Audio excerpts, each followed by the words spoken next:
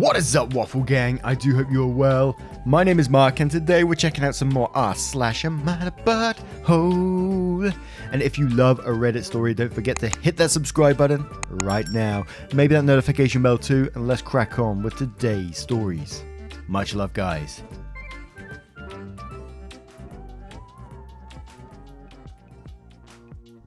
This story is from Not a Good Time Throwaway.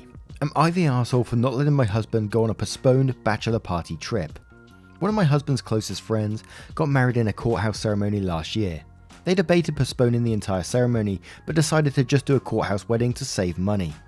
They threw a smallish reception-like party in their backyard to celebrate with friends and family instead. Since they also both had to cancel their bachelor/bachelorette parties, they decided to use some of the money they saved from the wedding to go on trips with their friends. My husband's friend decided he wanted to go to Vegas. He sent out an email to everyone invited detailing the trip. His friend would book and pay for an entire villa suite, so the only thing the attendees would have to pay for would be airfare and spending cash. When my husband told me about it, he was so excited as he'd never been to Vegas, and this seemed like the perfect trip since his friend was covering a huge expense. However, we have 2 young kids at home, a 3-year-old and a 6-week newborn. This trip is in 6 weeks, and my husband's friend wants for sure answers on who is going by the end of this week so he can finalize reservations. I told my husband I don't want him to go because I need his help at home. He pretty much begged me, but I did not give in. I do not think I can handle the needs of both kids by myself. Neither of us has family nearby, and I'm pretty much estranged from all of the family anyway. The only real option we have for help is his mum, and she lives 3,000 miles away. He offered to pay for her to come stay help, but I told him we can't afford it, which he should know. I was also upset that he thought we had the money to pay for this at all. We have 2 kids, we shouldn't be spending our money on gambling party trips. I pretty much put my foot down and told my husband he can't go, and there is nothing he can do to convince me that he should, or that's even an idea worth entertaining. He's still been trying to convince me and come up with ideas that he thinks will make it work, no matter how many times I tell him to stop. I finally snapped at him and told him to drop it because he's not going and there's nothing he can do to convince me otherwise. I told him his priority needs to be his family right now, not going off with his friends to blow money on drinks and gambling. He called me a controlling jerk, and I've been depriving him of a once-in-a-lifetime trip. I told him if he went, he'd be missing out on a once-in-a-lifetime moments with his kids, and that's what he needs to focus on. I told him he just needs to drop it and tell his friends that he can't go and be done with it. He told me that he hopes I remember this when there's something that I really want to do, because he would never deprive me of an experience like this. He did finally tell his friend he can't go, but now he is barely talking to me, and pretty much only about things related to the kids.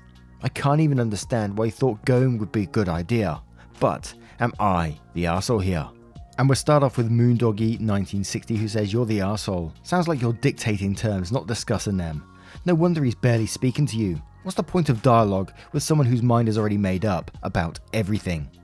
Hello Cloud says, "As someone who single-parented kids born 17 months apart, even when they were infants with 0 family support, I feel you. But if it's not too late, I gently urge you to reconsider for the sake of your marriage. You'll make it through 3 nights, even if it will be damned hard, and he'll take over when he gets back, eternally grateful to you. No, it isn't fair that he gets a break while you do double the work and lose twice the sleep. But showing him you can do it and will go through it for him will strengthen your marriage at a time that sounds like you guys are disconnected. It doesn't really sound like it's about the money, unless he has a history of irresponsible solo spending. Let him go and expect to be the goddess thereafter." Dog Chick says, "Not the arsehole. I see where he wants to go, but newborns are hard. Both parents, not just the mother, should be fully expected to sacrifice all their social events temporarily after having a baby. It's what you sign up for when you choose to impregnate someone. Your life is no longer your own. Your kids' needs come first, and it sounds like the kids' needs can't be met at this stage by just one parent. Both toddlers and newborns are hard work and sleep in short supply. The needs of your family, of your children to be cared for, and of your wife to get sleep and be healthy mentally are first over friends. Newborns have high needs around the clock. Leaving them is unrealistic at this age. You can't just dump off your newborn on another parent for days because of a once-in-a-lifetime opportunity to party. When you're a parent, you pass those opportunities up because you made that choice when you made the kid. You'll be sleep deprived alone with no breaks for 3 days. 12 weeks is way too little to be left for days at a time. If this trip was planned at any other time than a few weeks after childbirth, I'd vote different, but dumping all the baby care on your partner to fuck off and party 12 weeks postpartum is the most difficult months of a parent's life, is very selfish and inconsiderate. One Mike Nation says info, honestly, was any of his other ideas provided you with the help you need and not hurt you too financially? Edit till I get a response, leaning towards you're the arsehole. If your partner is attempting to compromise where you aren't being hurt financially and he's able to find you help with the kids, then you're not being a partner, instead you're being a dictator. Saying what you say goes. And a deleted user says you're the arsehole. You are his wife, not his mum. You are forbidding him. You expect him to stop living, stop spending time with his friends and focus only on his family. The issue is not that you prefer he not go, but that you aren't talking to him about it or looking at ways to make it work. You're dismissing his feelings. That is what he will hold on to. The fact he really wanted something, and even if it would have ended up not working out, you completely disregarded how he felt about it. It is controlling. Remember, you only have kids in your day-to-day life for approximately 18 years, but hopefully will have your husband the rest of your life. His feelings and wants should also be important to you. Now, what do you guys make of this one? There's some mixed opinions there. What do you think? Let us know your thoughts in the comments below, and we'll move on to the next story. This story is from Hills Mountains 35, titled, "Am I the arsehole for demanding that my son's stepdad pay for the Xbox he threw in the pool? I'm 46, a father of a 16-year-old son, Adam. His mother and I have been separated since he was 6. Adam is always happy to spend time at my place as part of a custody agreement. He hates his stepdad, 30s, and calls him controlling.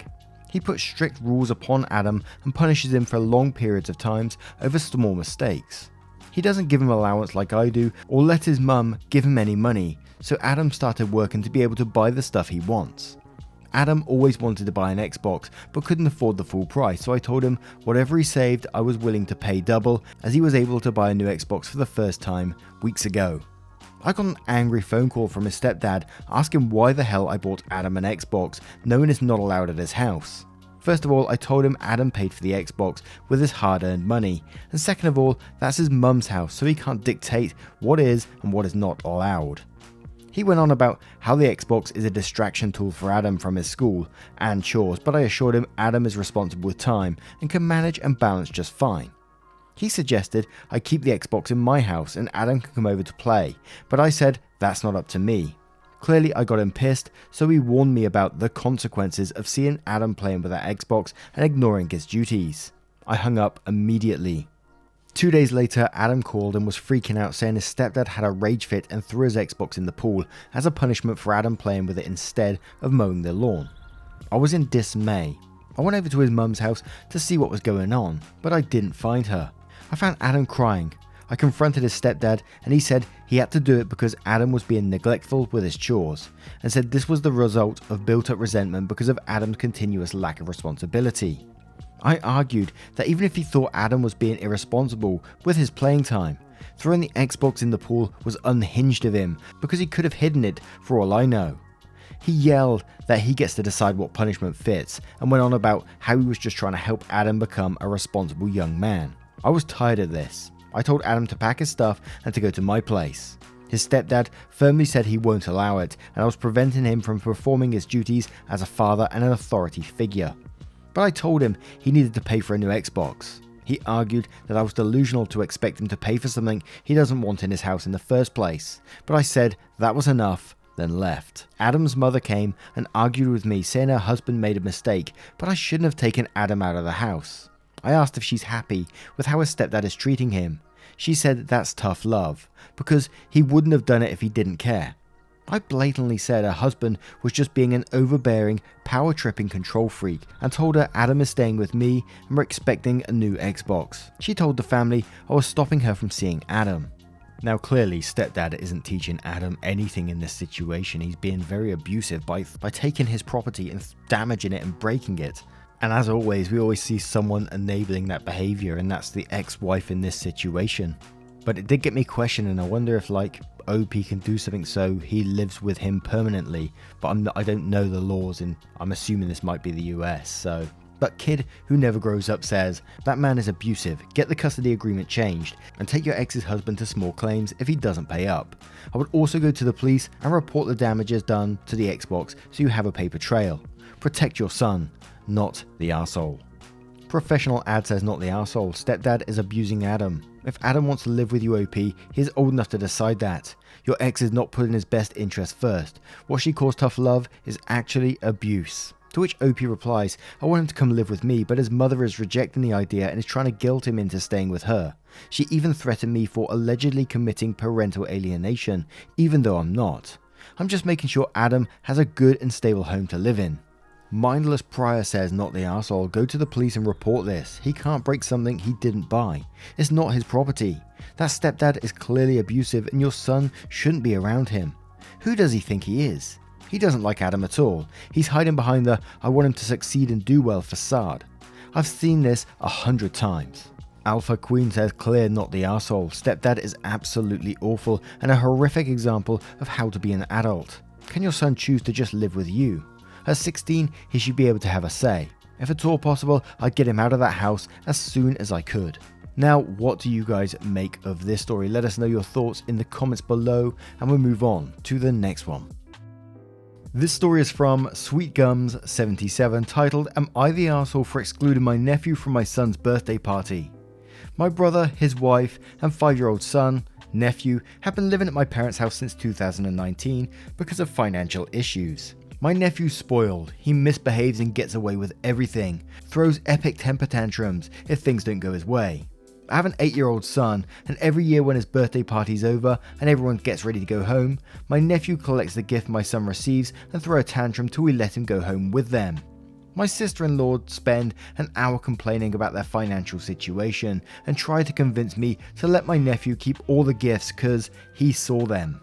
I tried to hide them in another room, but nephew got access. I suggested making a list of the toys my son received, so my brother and sister-in-law would buy similar stuff for my nephew, but they'd end up leaving with them. My son would feel devastated and sad afterwards. Not just that, but in a matter of a week would visit my parents' house and see most of the toys destroyed. This year, as my son's 9th birthday rolled around, my husband straightforward said, listen, I don't want what happened in the past couple of years to happen again. It's time we put an end to your brother and his wife's enablement. Your nephew shouldn't be invited if you don't want issues at the party. I'm just letting you know if they bring him anyway, I'm taking the party over to my parents' house 3 hours away. So I called my brother and let him know that he either leave his son at home and attend my son's birthday with his wife or not attend if he didn't want to. He hung up, then called again in a few minutes and was livid, asking if I was serious about what I said about excluding his son from his cousin's birthday. And I said the reason for that is because of my nephew's misbehaviour. He laughed, saying, what misbehaviour? He's a kid, for Christ's sake. Go ahead and name one kid who doesn't misbehave. I said that what his son does, which is taking my son's birthday gifts and crying and yelling his way into leaving with them, was not fair because those gifts were given to him and he shouldn't be guilted into giving them away on his birthday. My brother started talking about his struggle to buy his kid new toys and said him and I should encourage the kids to share. I said no, because everyone deserves to receive gifts and not be expected to share or give them away. I said he and his wife are welcome to attend, but my nephew isn't. He first begged and promised he won't let his son touch anything, but then got angry and said he was appalled, completely appalled by my coldness and cruelty to exclude my nephew like that. He said his son understands what's going on, and once he tells him his aunt excluded him from his cousin's birthday party, I shouldn't act surprised because neither he or his son will forget how I treated them, then hung up. Mum roasted me about my decision, saying I'm causing emotional damage over a few gifts. She and Dad wanted me to apologise and invite my brother's family. Now, I'm coming in with everyone's an arsehole in this situation, all except for the poor son that lost their birthday gifts. Every adult has failed in this scenario to me. The fact that nephew was allowed to do this multiple times, take birthday gifts away, that just seems so bizarre to me, that you let some other child come in, take your child's birthday gifts and walk out the door, and every adult thought that was okay to do. What the hell, man? Imagine how that poor child feels losing their birthday gifts on their birthday and seeing their nephew walk out, and every adult in that situation enable it. Wow.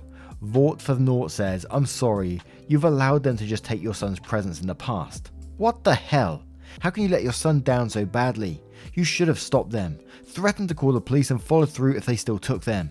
Also, you shouldn't have invited your brother and wife to come without their son. I fully understand not inviting the son, but at that point, you just disinvite them all. Did you really think they were going to leave their kid with a sitter or go into a kid's party he wasn't invited to? Your brother and his wife suck. I feel deeply sorry for their son. They're doing him a great disservice, and they shouldn't be stealing from you. Your parents suck for enabling their behavior and expecting you to suck it up. You suck because in the past years, you did just suck it up and you and your husband allowed your son to suffer. Everyone sucks here. Perez fam says everyone sucks here. I can't believe all these adults allowed this to happen once, let alone for years. Your poor son. Birthday ruined year after year, and all the adults just let it happen. Mogwai says you're the arsehole for ever allowing this to happen to your son on his birthday. Blue Table replies to that saying right, or at least everyone sucks here. I could never imagine allowing someone to take my kids' birthday presents away from them on their birthday just because a 3 or 4-year-old was having a temper tantrum. Kids that age have temper tantrums all the time. They don't know better. The idea, the only two possible options are either the nephew is allowed to take their birthday presents home or the nephew doesn't come to the party at all is so bizarre to me. I say 3 or 4-year-old because the nephew is 5 now, and OP said this happened in the past years. Webby Van der Queck says everyone sucks here. Your brother and sister-in-law for letting their child take whatever he wants, and you and your husband for giving into his tantrums and let him take home all your child's gifts in years past. And quotes, my nephew collect my gifts my son received and throw a tantrum till we let him go home with them. And Janelle says, sorry but you're the arsehole for ever allowing the kid out the door with even one gift years ago. You talk about stopping the enablement. When you're just as much a part of it. This should never have happened. Your poor son. What an epic parenting fail.